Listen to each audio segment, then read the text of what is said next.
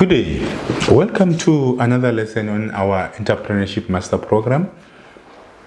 And we are still looking at the skills program, how to develop or how to implement systems and procedures as a skills program. And today we are looking at how to deploy control measures. And as you are following the lesson, we started with introducing the topic, which is a skills program, to say as a business you need to make sure that you implement systems and procedures so that you know what to do, or the employees know what to do when, so that you as an owner or director, you don't have to be in the business for your employees to know what to do. So you need to have systems and procedures so that if they're in doubt on what they're supposed to do, they need to have a reference point to go to the systems and procedures to check what are we supposed to do if things turn out this way, without them calling you. Because if you don't have systems and procedures, then you'll receive a lot of calls. Hey, there's this inquiry, there's this invoice that we need to pay, and. But if you set up your system and procedures, then it makes it easier for employees to be able to work without you. So your business becomes an independent business. It operates without you being involved. That's when it comes to systems and procedures. So as a business, you need to make sure that you set up your systems and procedures where employees know where to go to refer for certain things. And if you have systems and procedures, then you are running a system. Even if when you want to grow your business, you're expanding, you don't have to be there. It will be just plug and play, because whoever is setting up a new business or a new offices or a new branch will have systems and procedures to just get the systems and procedure and go implement the business there. The business that they are setting up will be similar to the original business, because they will be following the systems and procedures. So you don't have to have the stress of when you're expanding that you need to be there to make sure that people do things in a certain way. If you have systems and procedures, that now cuts your time that you are involved in the business of the business. You will be on a strategic level doing important things, because employees will have a document or will have a system that they will be able to follow. But you can have all the systems, all the procedures, without an implementation side, without the controls. These systems becomes useless. You can have the best system ever, but it might not be implemented if you don't have controls. You don't know how to deploy controls. Because the systems, if the employee don't follow the system, there must be consequence management. And if there is no consequence management, then the systems will be just a system or procedures. There will be just procedures that are not really implemented. And this you can see even in government. You see that we are experiencing a lot of corruption and maladministration. But I can tell you now that in government you have what they call PFMA, Public Finance Management Act. PFMA is the Rolls-Royce of systems. It's the best system that you can get. It is there, it's got the processes, it's got the guidelines, it's got everything that a public servant is supposed to follow when they are procuring, paying for goods and services and all those things. But we're still experiencing this corruption because there are no controls in place to make sure that the systems are implemented. So the corruption that we are experiencing in government is not because there are no systems. Their systems are there. The problem is the controls. The control measures that are there are not effective. So now, the officials, they can easily get away with not following the system or not following the processes and procedure of the PFMA. And as a country, we generally blame politicians to say the corruption is because of the politicians and all that. The truth is, yes, politicians have influence, but politicians in our government structure, they don't have the budget. They don't have direct access to the budget. They have to go through the officials to get to the budget. So even if an executive or a political head wants to commit fraud or whatever crime or whatever irregular expenses or fraud and corruption, they have to go through the HOD or the accounting officer and the official. Without the accounting officer and the official, the politician wouldn't be able to commit the corruption that we are seeing in the country, because of PFMA doesn't allow them to do that. It doesn't give them access to the budget. For them to access the budget, they need to go through the government officials and the HOD. Now, the politicians are able to influence that process, because there is no, when it comes to government, there are no control mechanisms to make sure that the PFMA is followed. So the government officials, they give in to the demands from your politician, because they know even if they approve an irregular or wasteful expenditure, there will not be consequences. There are no consequence management. So the controls, the system is there to prevent corruption. You don't have interest or the will to put controls in place or to implement consequence management. So those are the things that we're looking at today, to say you can have the best system, but if you don't have controls in place, you don't have actionable steps that you are able to take if the system or the procedures or the processes are not followed, then you might as well not have the procedures or the system. So how you deploy the controls or control measures within an organization becomes very, very important. This becomes critical, right? Because you can see what's happening in our government. Corruption is rampant. So as an SMME, you need to make sure that once you have systems and procedures, once you have processes in place, you need to make sure that you will be able to enforce those processes. You need to be able to enforce those processes, procedures, and policies. There must be a control, must have a control mechanisms in place, which are effective to make sure that the systems and procedures are implemented. And once you have those two, the systems and procedures, and you have the control mechanisms in place to make sure that you enforce their systems and their procedures, then you have a well-oiled machine.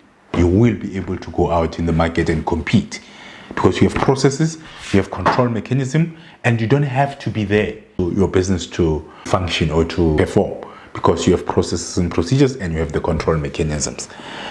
So when it comes to controls, basically controls are, you check if the policies and procedures are implemented or the processes are followed the way they're supposed to be followed.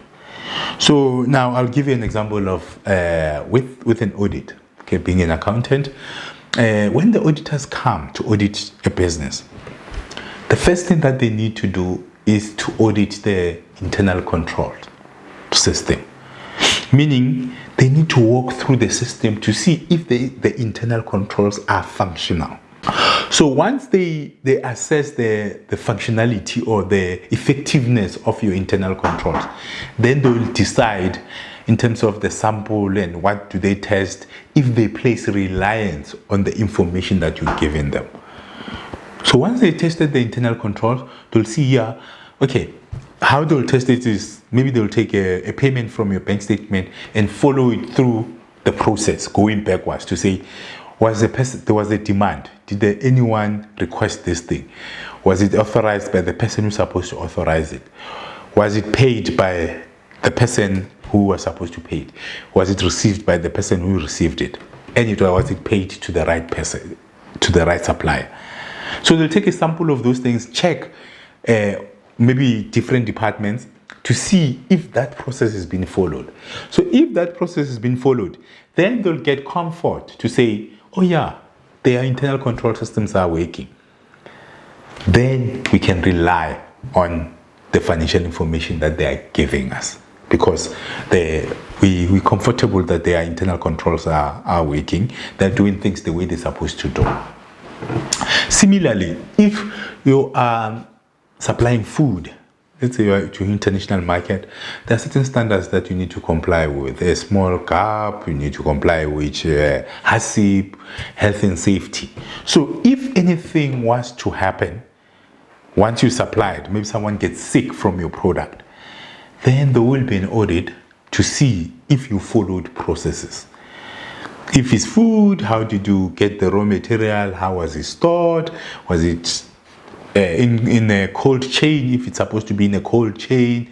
Was it processed to the right temperature? Was it stored in the right temperature? Do you have records of how you process this product or this service, whatever it is that you will be supplying? Then if they find that you followed the process, then they can't blame you for what happened to the other person, because you have systems in place, you have policies, procedures, and processes that you're supposed to follow. And when the audit is done, they can see that you followed the steps that you're supposed to follow.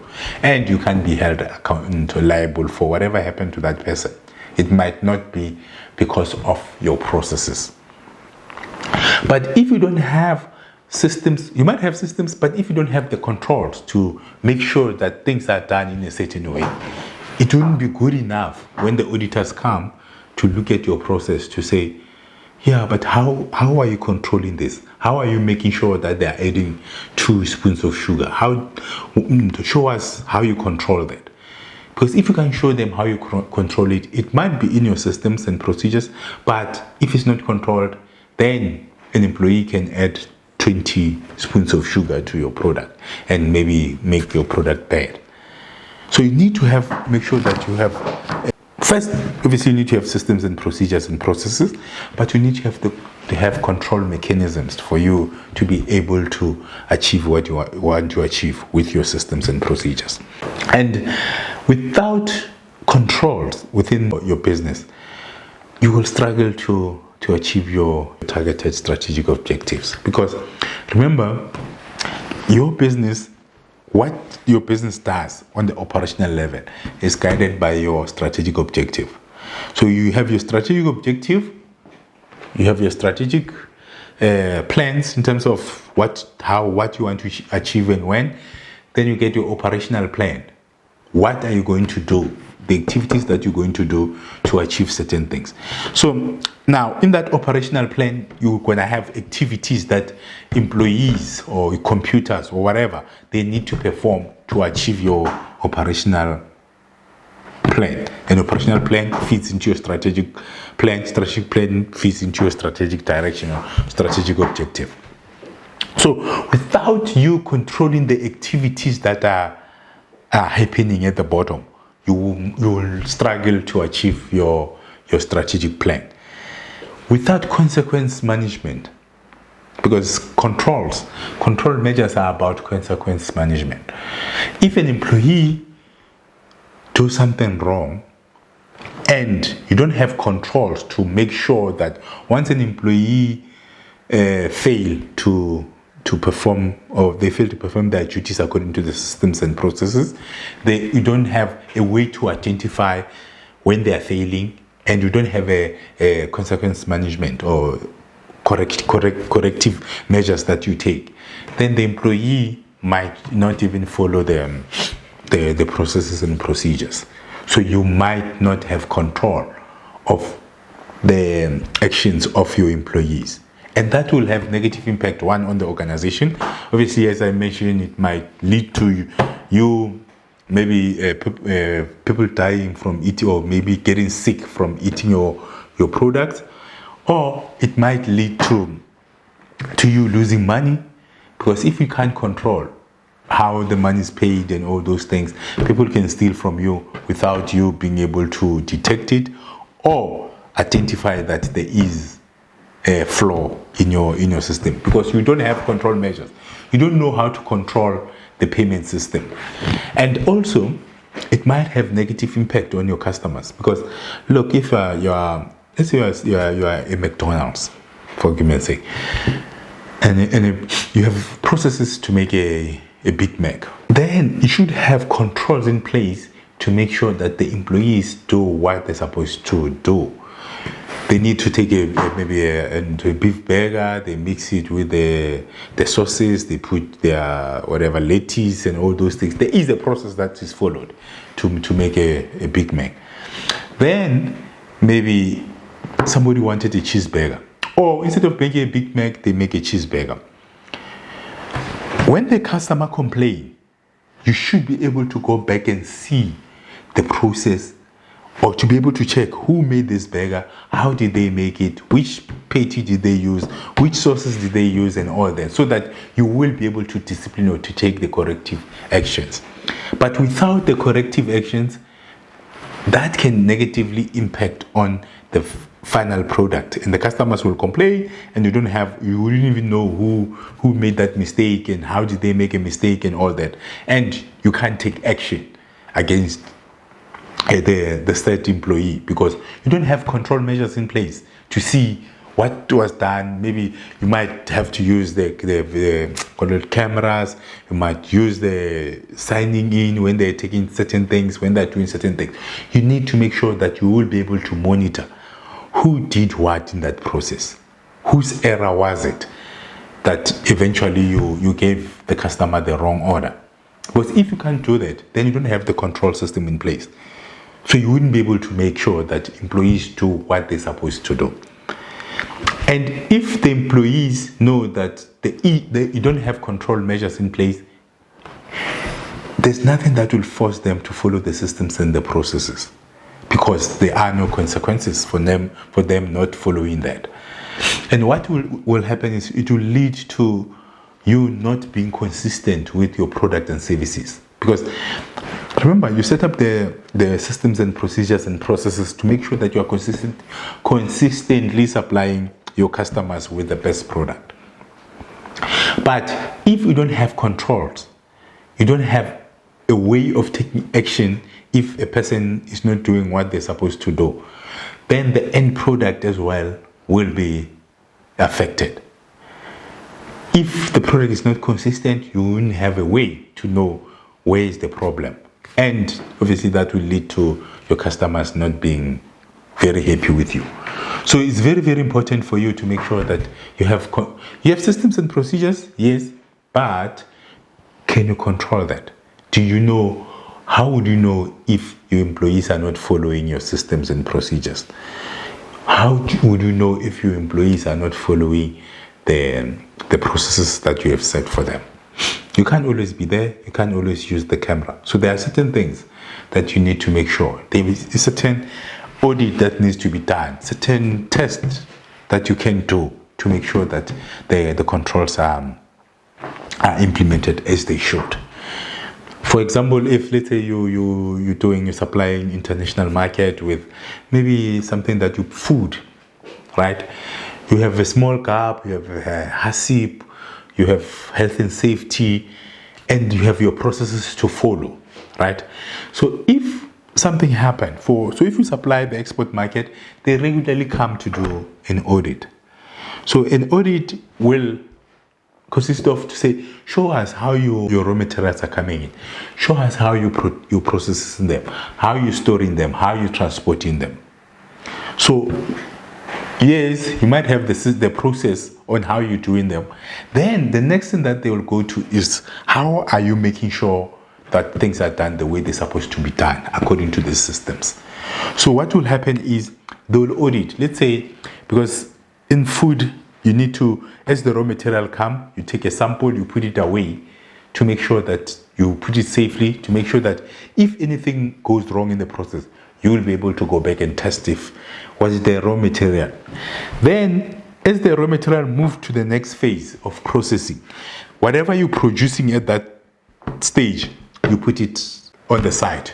You'll go test it to make sure that it achieved the same product or the same intention. And on the storage, you need to make sure that the stored, you can monitor the temperature to make sure that it is, let's say you need to be at a certain degree, then you need to make sure that is at a certain degree. And even in transportation, you might find that it needs to follow a cold storage, so cold chain from the storage to maybe the hub or whatever. Then you need to have a way to measure that indeed it followed the same cold chain. So you must have evidence to prove that you have control measures at each and every step of the way, so that if there is a comeback, you will be able to prove that you followed the process that has been outlined. That's what internal controls are. But this doesn't only apply to food processing, it applies to the financials. If you are paying an invoice, there's maybe a end user who needs to request, there's an approval process that needs to be followed, there's a receipt of goods and services, you need to sign for it, and then before you pay. That's the process. So you need to be able to audit the processes that are going on in your business, either in finance, in operations, it might be in HR. There are control measures that you need to make sure you put in place. If an employee has committed a misconduct or whatever, there must be maybe a warning, a letter, or a disciplinary process that is being followed. Recorded, proven that you followed the process, and until the decision is made, if it means you firing the employees. So those control mechanisms that have throughout the process will help you when you go to the CCMA to prove that I followed the process. Here's our processes. I did 1, 2, 3, 4. Here's the proof that I did 1, 2, 3, 4. That means having controls in place, which are very, very important. Remember, I gave you that on the financial side, you can lose a lot of money if you don't have controls in place. On the operational side, you can supply wrong products, wrong food, whatever. You can make people sick, or if it's a part of the building, the building can collapse, and they can go back to the raw material part to say, you're the one who supplied us with these trusses, whatever. Then they want to audit to see what processes you followed. What did you put controls in place? And then even with the CCMA, whatever employee, when you fire an employee, you need to make sure that you followed the processes. Because when you get to the CMA, they ask you, what processes were they followed? Okay, were they, procedurally fair? Because now, that's the first thing that they check. Did you follow the procedures that you're supposed to follow? Because if you fire an employee without following the procedures, then you might lose your CCMA case, because you didn't follow the processes.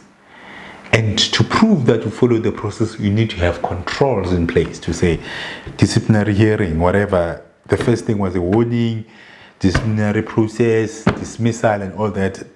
Those things must be recorded, follow the process, so that even if you are not there, you can come. When you come in as an executive, you can check.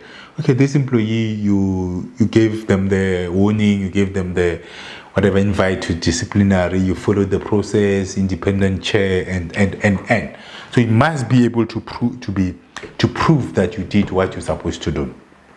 Sometimes you can see that maybe in a disciplinary process, you find that there are recordings. They record the disciplinary process, because you need to be able to prove what happened in the disciplinary proceedings.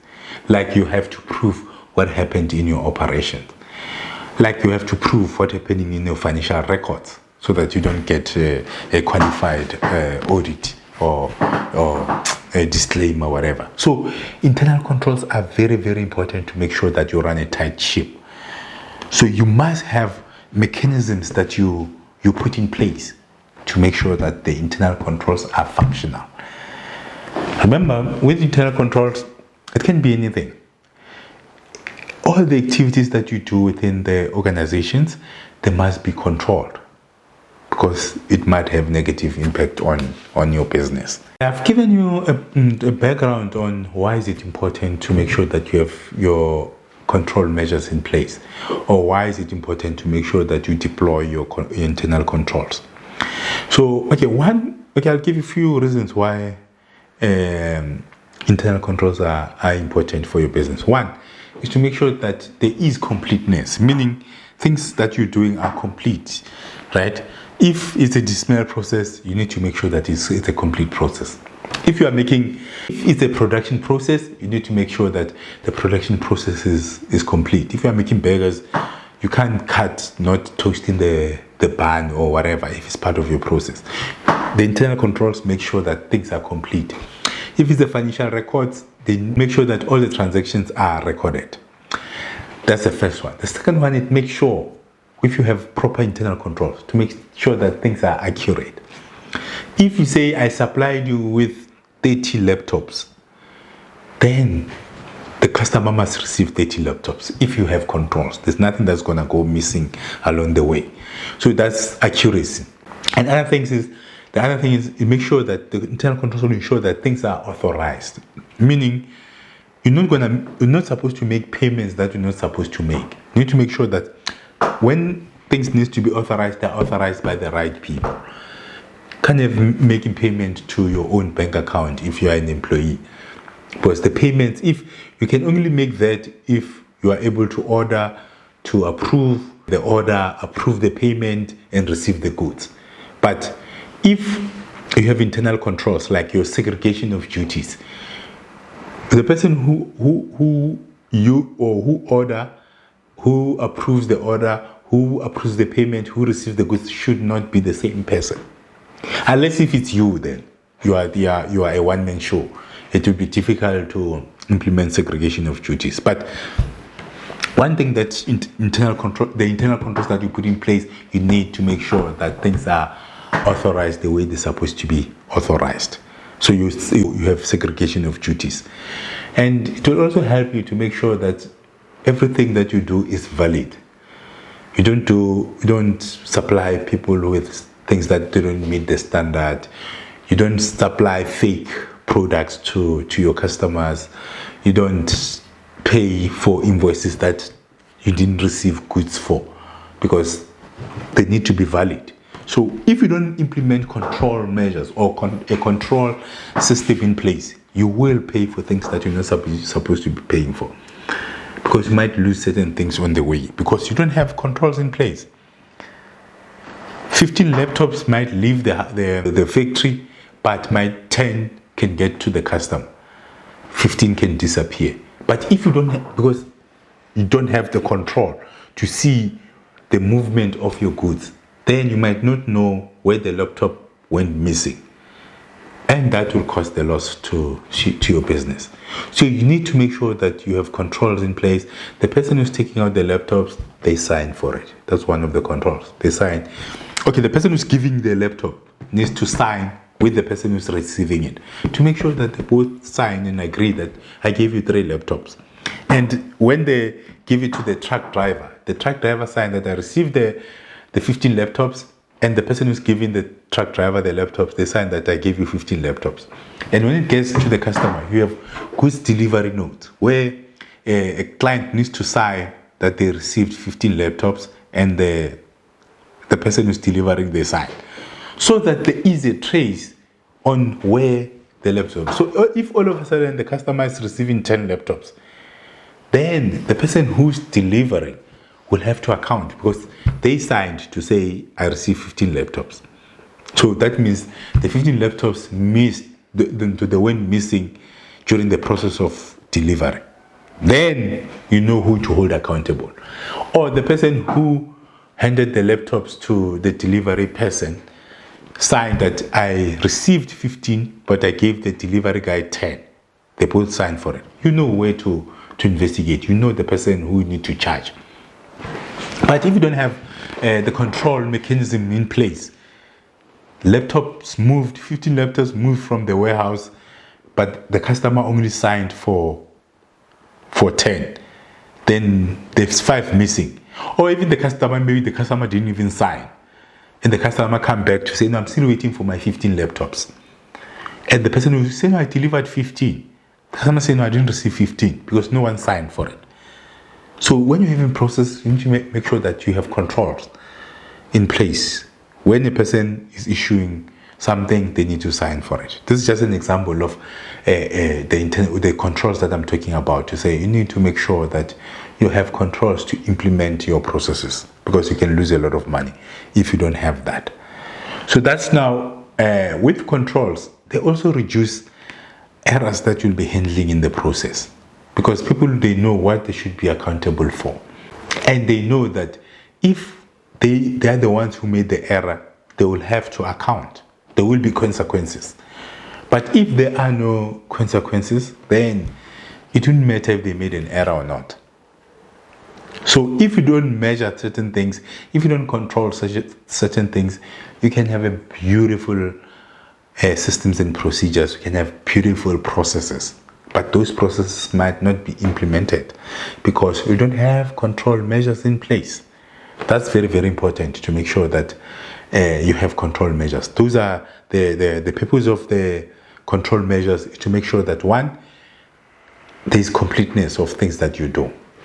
Two, things that you do are accurate, they are valid, they exist, and you reduce the errors within the business.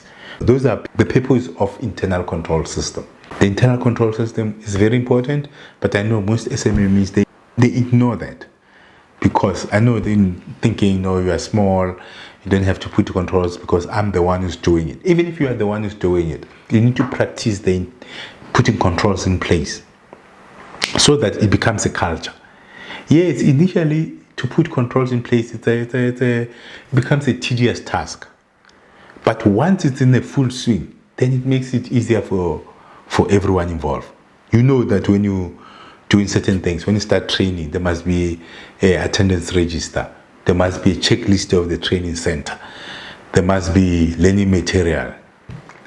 Learners must sign to be ready to be assessed. They must be assessed. There must be certificates issued. There must be into external audit from the CETA. Those are the processes. And you must put controls in place to make sure each process happens. There must be proof that the learner signed the attendance register. There must be proof that there was an orientation where the learner signed. There must be proof that they received the material, they signed for it. So those are the things that you need to put in place. Those are the control measures. They will make sure that the only things that's supposed to happen happens in your business. You don't have funny things. Yes, you'll always have funny things, but you'll know where that funny thing happened because of the controls that you have in place. So business administration is very, very important. You need to make sure that you have basic things in place. You need to make sure that you have your controls in place. Okay. So now we're going to the checklist of your internal controls. Right. So now we're looking at the checklist, right, of internal controls. One, you need to make sure that you have your organogram. In structure, not necessarily organogram, but you must have structure in your business. One man show, whatever, but when you strategize, if there are positions that you need to put or whatever, you might be a 1%, but you might find that you're using consultants and all those things. So the most important thing, not most important, but one of the important things that you need to make sure that there are proper segregation of duties. Meaning, yes, even you as a director, a person who's ordering raw material, it must not be the same person who's receiving the raw material. It must not be the same person who's processing the raw material. It must not be the same person who's storing the raw material. It must not be the same person who's transporting the raw material. Because in that process, this person have absolute power. So things can go missing without the business knowing. Because this person, he's doing everything in the value chain. So things will go missing. But please just make sure that if you have 2 people, whatever, or 3 people, make sure that they don't do the whole process because things will go missing, right? There is no independency. There is no self-check. There is no 360 check where somebody is checking another person's job. And that will cause troubles and you can cause you heavy losses. And as well as it can cause you, let's say it's a CMA, the person who's charging the person is the person who's running the disciplinary hearing, is the person who's dismissing this person and all that. Obviously, if there's a vendetta against this person will be able to unfairly dismiss an employee. And without that segregation of duties, then you might end up losing your CCMA case. And financially, if somebody can order something, approve the payment, receive that thing, and whatever, pay the supplier and all those things. So they can buy their own things using the company resources. So segregation of duties is one of the most important things that you need to make sure that you implement in your organization. It's very, very, very important. Okay. And the second one is, as I said, that yes, by implementing the systems and procedures, it will help you not to be in the business. It will help you to give proper oversight. But there must be oversight that you give it. There must be a process that you follow to check that certain things are done. The fact that you implemented the systems and you have the processes and the policies doesn't mean the employees will follow that. So if you don't give that executive oversight, then those systems and procedures might not be implemented. So that's the second one. You need to make sure that you give oversight. The third one, in terms of now going through the checklist of proper internal controls, right? How you deploy internal control. Ensure that there is a record keeping. Record keeping meaning, remember I gave the example of, let's say you are supplying international markets. They will come and do audit once in a while. They want to see the records. Where did you get, if maybe it's you are farming, whatever, they will want to see the records of your irrigation, the record of maybe medication, whatever it is, the records of your processing, the records how you stored those goods and services, how you transported them. So you must always make sure that you have records, because without keeping records, you can't prove that the controls are there. Even like financial statements, you need to have the invoice, delivery notes, payments, and all those things to make sure that each amount that is reflected in your records is supported by valid invoices and valid records.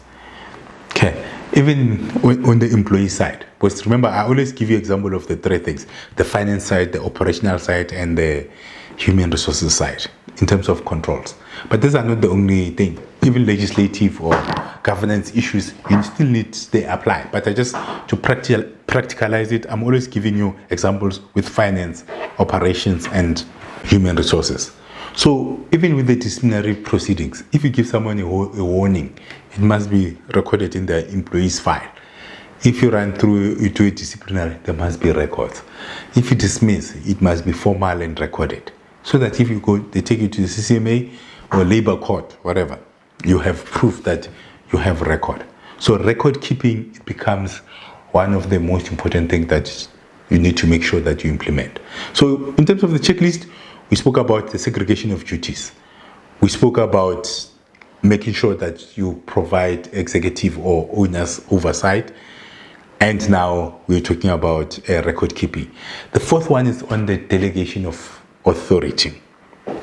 Okay, which is a sticky point for entrepreneurs, because sometimes if you don't get used to it or if you don't practice it, you don't implement it. Delegation of authority means there are certain things that you don't necessarily have to do. If you have the manager in the office, there are certain duties that you can delegate to that person. If you have an operational person, there are certain duties that you delegate to that person. For example, if, let's say for a training, yes, let's say it's RMK appointed to conduct a training, RMK will delegate the planning of that to an administrator. The training manager will make sure that one, they receive the delegates' IDs and they prepare the material, they have their attendance register prepared. That's a delegation of authority. Then, because we are not using internal facilitators, we outsource the facilitators, then you appoint a facilitator. So we delegate the facilitation process to the facilitator. They do the facilitation and all that, and we give them proper instructions. When you delegate, you need to make sure that you give proper job descriptions and deliverables so that you can hold the people accountable. Then after the facilitation, there need to be an assessment. Then we appoint an independent assessor. It's also delegation of authority, because remember, ultimately RMK as an institution is supposed to do this, but it can't do it because even though it's the statutory person, but it can't physically implement that. It needs to appoint other people to do it.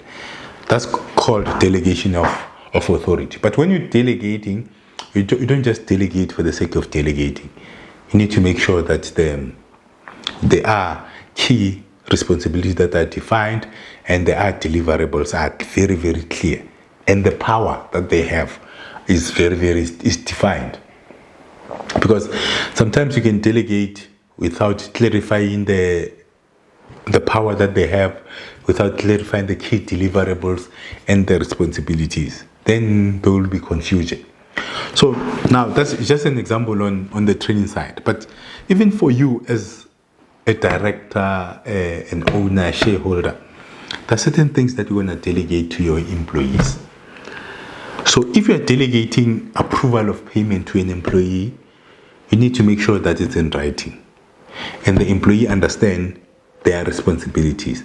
They understand their key deliverables, and they understand that they will be accountable for that activity that you delegated to them.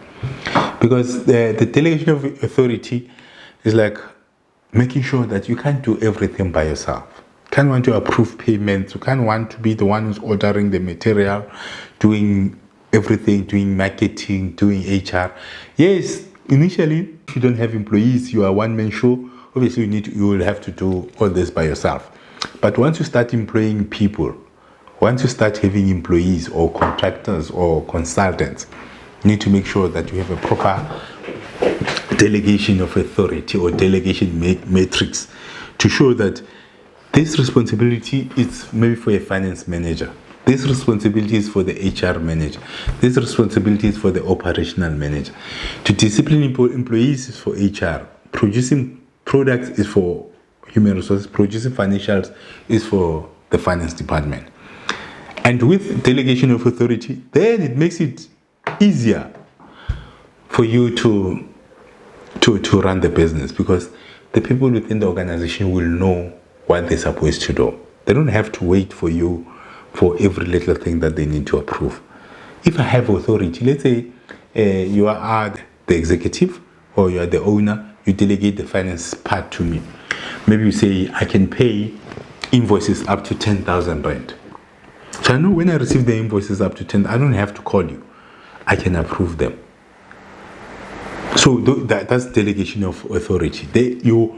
Obviously the authority is sitting with the shareholders, because they own the company.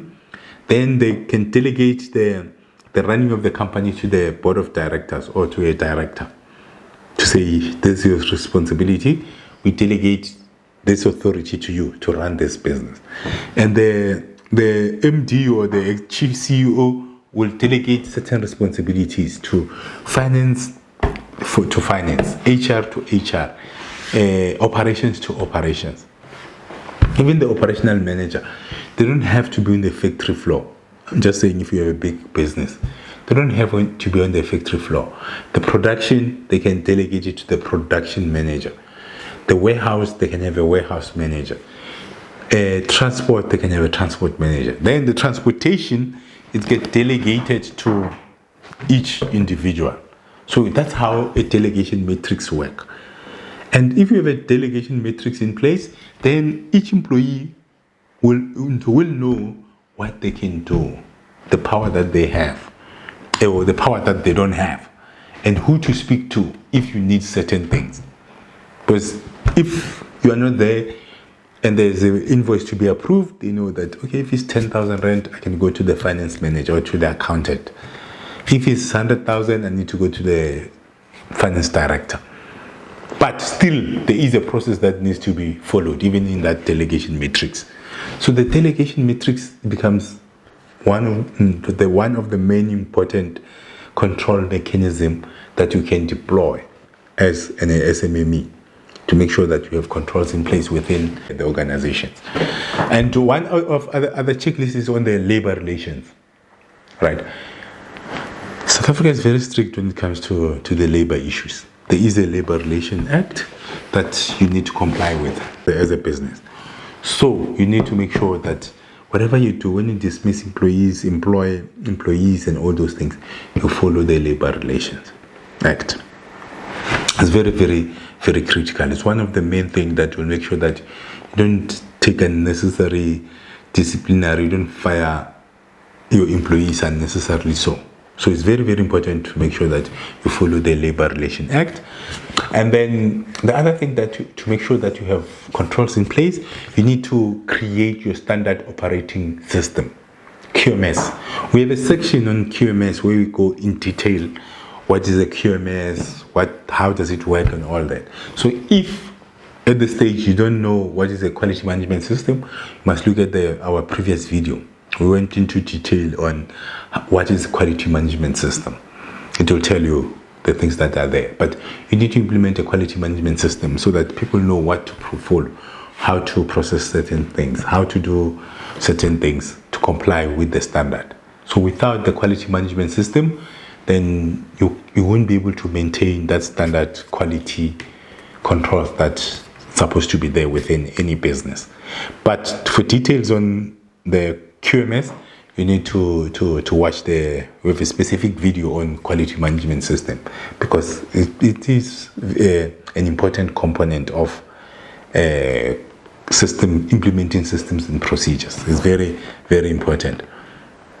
Okay, and then the other things that the controls that you need to make sure that you put in place is you need to be strict on cash transactions.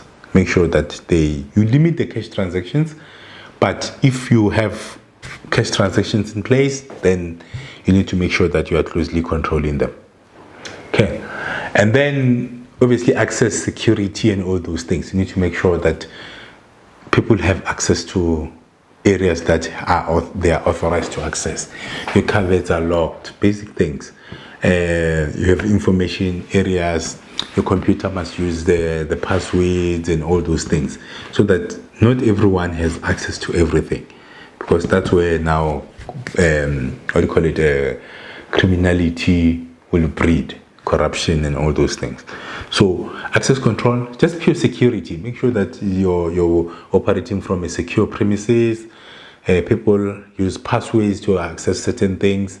Access control, make sure that you're using tags, whatever, and confidential information is stored in a confidential area, and there are limited people who can access it, not anyone, because you might be in trouble of people accessing confidential information. So you need to have those controls in place.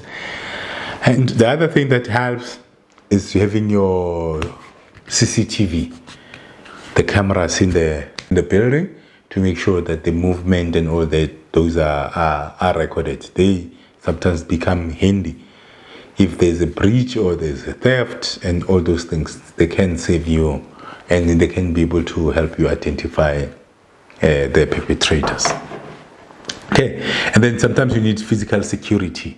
If sometimes it's necessary to have physical security, then you might have, if you're dealing with sensitive, a lot of cash and all those things. These are some of the control measures that you can put in place. And the other thing is confidential information. Make sure that you manage confidential information. Not everyone should access to everything. As I said, maybe using passwords, locked cupboards, and all those things is very, very important. The other one is evaluating business continuity. Okay, this one generally, big businesses, they have a business continuity plan, where in terms of information, where the information is stored, how the things work, how the system works, systems and procedures are stored in a separate building or separate area. To say, let's say we're operating from the offices, and something happened, there's flooding or bombs or whatever, there's a fight, then the office burned down. Will the business continue to operate after that? Will you be able to access the operating information of your business? Or if something happens and then your business goes kaput, will you be able to operate after that?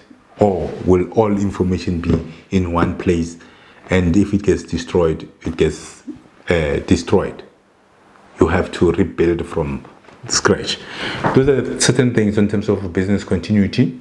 They become very, very important. You need to make sure that you address your business continuity. Make sure that you always regularly back up your information. Make sure that you know that where you put in your information is safe. The files, they need to be in a fireproof safe, so that if something happen, not everything gets destroyed. And another thing that you need to keep in mind, insurance. Insurance also plays a very, very important role. To say, if your business is not insured, you might lose certain things, and it might take you a lifetime to recover from such disaster. And if the insurance is not in place, then your business might suffer. So you need to make sure that you have insurance, you have your business continuity. Make sure that your confidential information remains confidential. CCTVs where possible. You need to make sure that you have CCTVs. You need to make sure that you manage your access controls in your building. Make sure that you are strict on your cash transactions. Make sure that you have your quality management system or your standard operating procedures. Make sure that your labor relations, you follow the Labor Relation Act. Make sure that you have proper delegation of authority. Make sure that you're keeping records. Your record keeping is up to scratch. Make sure that you oversight in terms of the controls that are going on within the business. And the last one, make sure that you have proper segregation of duties. Not one person is doing everything. That is the checklist on the controls that you need to make sure that you put in place as a small business. They are very, very, very important to make sure that you build a sustainable organization. You can hear from this session that actually internal control is about risk management.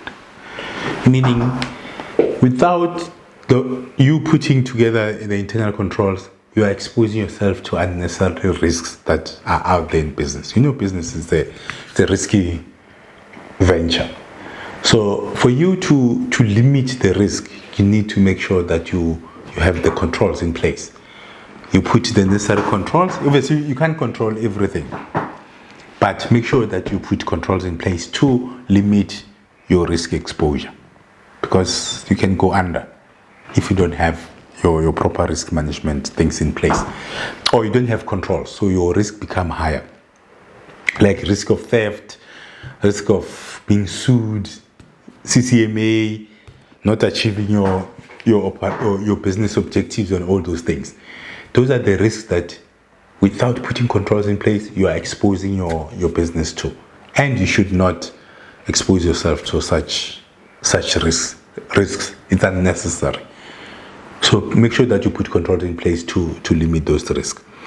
And you have different types of controls that you can put in place. Obviously, there's the physical controls, where I spoke about maybe having security, butler bars, alarm system, locks, your password control environment.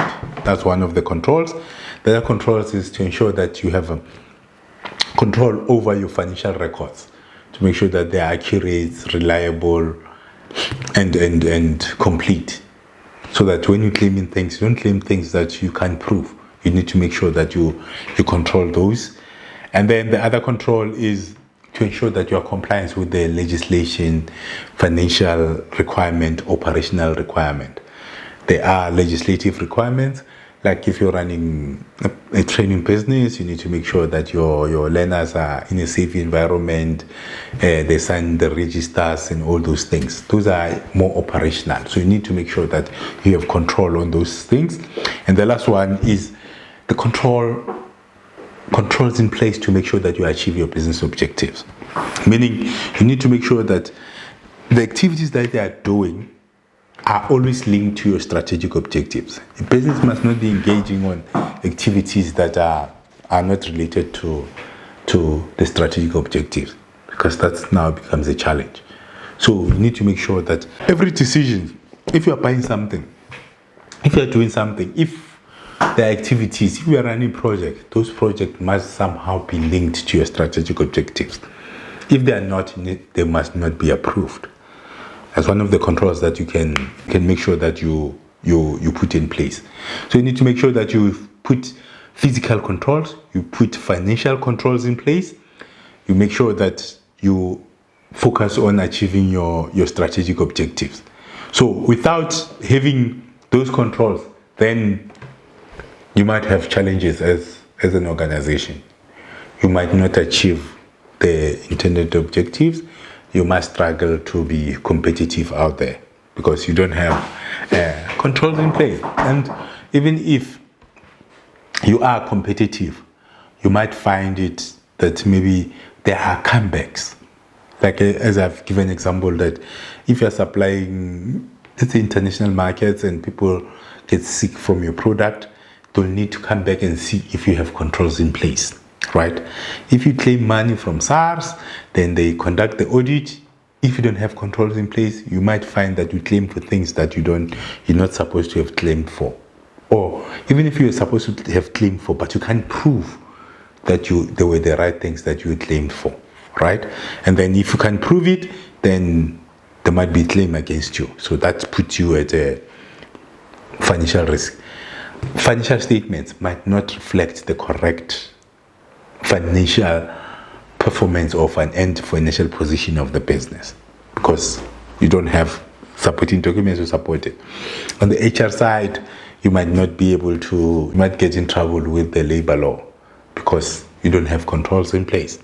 On the marketing side, you might get in trouble with your customers. They might get products that they didn't order. They might not get the quality that they're looking for or they're expecting from your organization because you don't have controls in place. You can have Rolls Royce of your systems and procedures, but those systems and procedures might not help you with customer satisfaction because customers, believe me, they know what they're looking for. They want consistency of whatever you supply. They need to know your brand stands for something. It might be high quality, low quality, whatever it is. Your brand is standing for something. So if you don't put control in place, you will not be able to provide your clients or your customers with that value. You will not be able to supply them with that consistent quality or poor quality product. Because remember, it can be quality, but I know, and I've been saying it throughout my facilitating to say, remember, you have different customers. Some customers are looking for quality, your Woolworths type of customers. And you have your USave type of customers that are looking for cheap products. Woolworths, they need to be in a safe, clean, organic, and all those fancy thing environment. They are willing to pay money for that.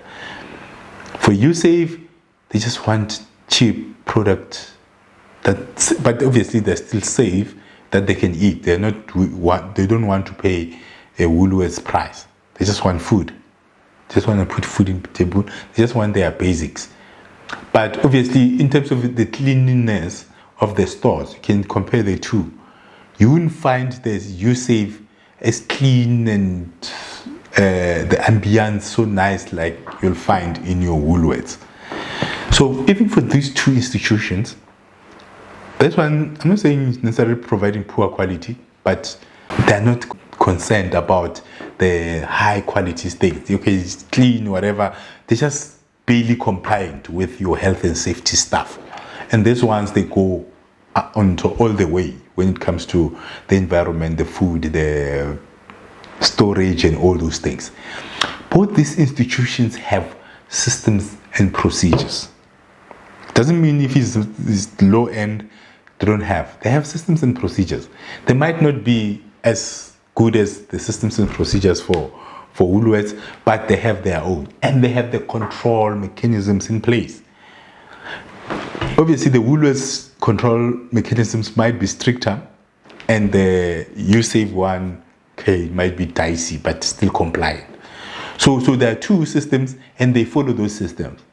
Because if USave can get confused and start implementing the control processes and the systems of Woolworths, then they might not be sustainable because they're selling their product at lower prices, or considered selling their product at lower prices. And their business model allows that. So you need to put controls that are in line with the business that you're operating. You can't expect you being a user even putting controls and systems of Woolworths. So it's not economically feasible. It doesn't make sense. So even for you, you need to know the type of systems that you're putting in place, the types of processes, procedures, how you control them. It must be in line with your business. Okay.